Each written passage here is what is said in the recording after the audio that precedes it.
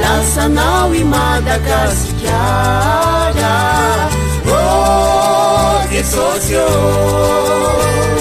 hoazinao ny tanindrazanay oh Jesosy lasanao i Madagasikara. Fiadanana fifoazam-panatanteraka laharana fahatelopolo ny soratra masina ho jerevantsika dia ny salamo fahatelo amby telopolo andiny faharoambifolo amin'ny anaran'i Jesosy hoe sambatra ny firenena zay manana ny Jehovah ho Andriamaniny dia ny olona zay nifidiny olovany nofidin'Andriamanitra olovany tokoa ve ny malagasy raha ny hira zay tsy afaka ambava maro aloha dia efa manamarina izany.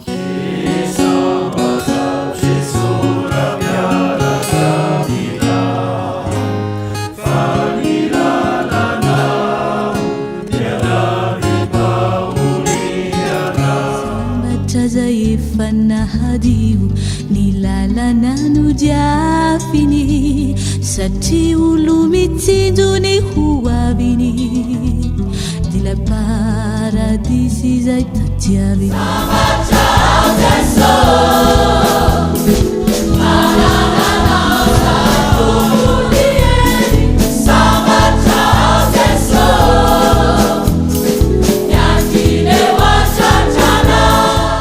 Zany koa ny hiram-pirenena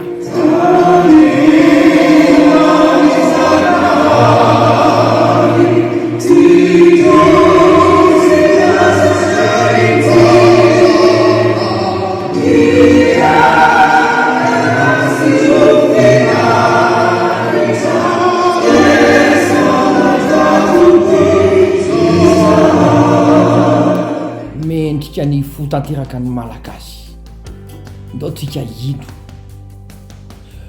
fiadanana Jesosy